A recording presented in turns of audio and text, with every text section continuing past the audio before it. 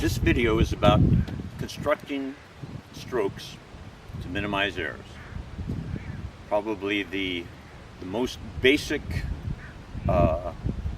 fundamental thing that causes you problems is mistiming the ball contact. So looking at it from the side here, like if I'm hitting this direction here, typically on a forehand you hit the ball right about here. So it's about 1.5 feet off your right shoulder. That's if you're standing with your side of the net. Now if you're hitting a really fast ball at the net and you're standing facing the net, this doesn't work. But if you're at the back line and you have a relatively slow ball coming in, you have time to get to the side, and that gives you the easiest backswing possible. If you're standing facing the net, there's a whole bunch of tension in the body, a bunch of stretch that makes it harder to do. So by standing sideways to the net, side of the net on a slow ball, you can get an easy backswing. Also, the follow through is symmetrical. You know, it's basically by having the paddle going in the direction you're trying to hit the ball, having the paddle here, and then following through over here gives you a nice symmetrical swing. This one, stretch here, not so much stretch here. So it's a bit asymmetrical. It's about the same amount of stretch here and here when you stand to the side of the net. The pros don't do what I see typical pickleballers do. Typical pickleballers, they'll stand facing the net and they'll basically tip the paddle up facing the sky a little bit to ensure that the ball goes over, and they hit typically relatively soft. If they're at the back line, they may still do that and hit deep. But it's basically that getting the ball to go over the net and tipping the paddle. In tennis, that's called an open face. It's open to the sky. Whereas typical pro, they will make contact with the paddle vertical.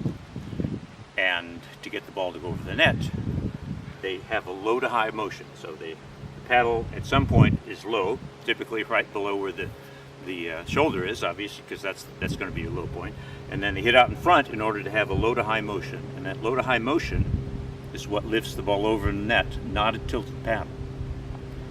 By doing that, they can get a lot of power into the shot. If you do this with a tilted paddle and try and put a lot of power in the shot, it goes long typically.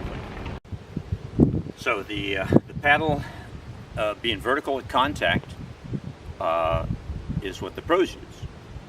Now, if you have a windy day and you get a gust of wind and it pushes the ball this way, or it's coming from the other direction and pushes that way, or if the ball bounces with spin, either backspin and slows down or topspin and speeds up, you may be trying to hit the ball right there, have that being your contact point, but those variations in speed will cause that contact point to be a zone, what I call a contact zone.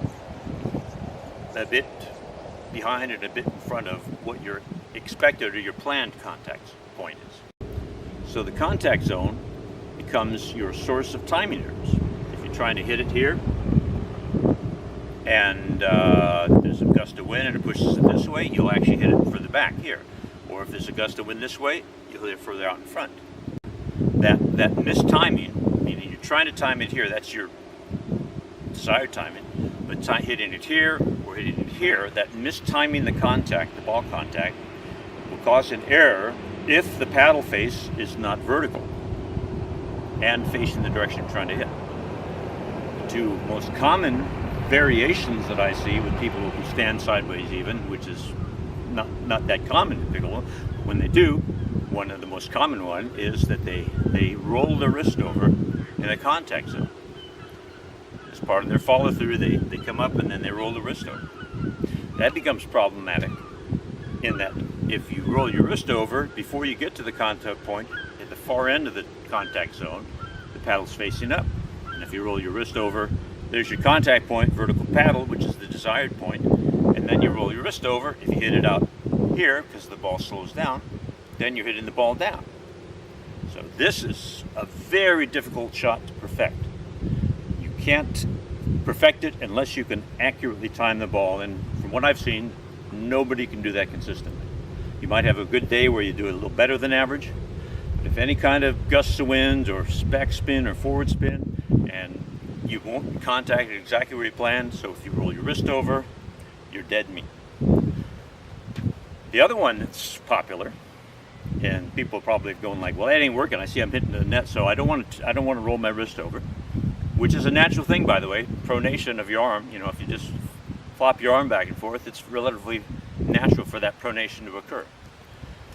So, so people maybe detect that that's not good, and so instead of doing that wrist rollover, they do this.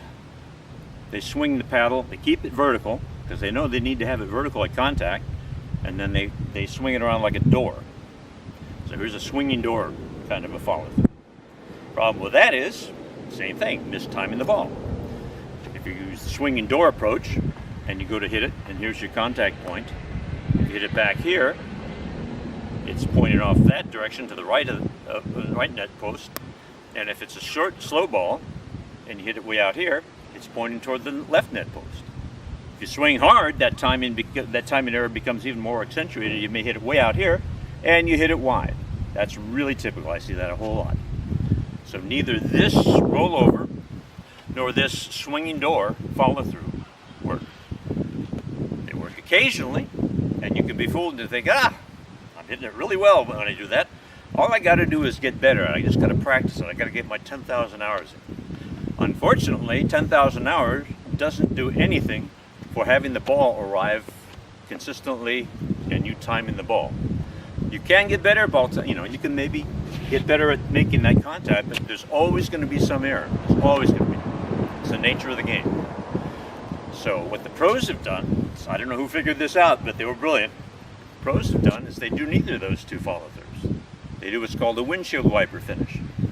So what they do is they start out like a pendulum so that they can get low and then start high.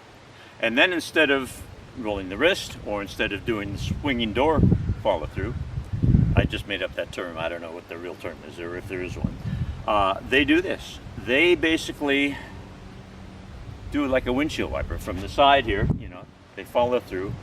So they hit it and then they follow through like a windshield wiper. This windshield wiper follow through has something that's very important. When you hit with the windshield wiper, if you hit it at the back end of the contact zone, the paddle is facing down the middle. If you hit it at the contact point that you hope for, the paddle's facing down the middle. And if you hit it out in front, the paddle's facing down the middle. So if you mistime contact, it doesn't matter. You're hitting the ball down the middle. Now, there is typically a slight variation, so there might be a little bit of an angle change in there, maybe 10-20 degrees either side of your intended direction. But if you compare that to the swinging door type, that has like 30-40-50 degrees of variation either way. So this gives you a huge advantage in being accurate in spite of the fact that you're going to make contact timing errors. You're not going to always contact it right where you plan. Looking at it from the front, same thing. Hit it back here. It's a little off to the right, but not much. Hit it here. Now it's straight down the middle. Hit it here. It's maybe slightly left, maybe 10 degrees either way, maybe 20. So that's the key. Same thing's true on the backhand. Backhand, same thing. If you have a one-handed backhand, you also do the windshield wiper finish instead of the wrist rollover or the swinging door follow-through. Now you'll see pros sometimes, especially on the backhand, do that follow-through. But that's because the ball's coming really fast, and typically they're going to hit it back here. They're not going to hit it way out here. But we'll get into that on the next one, next video.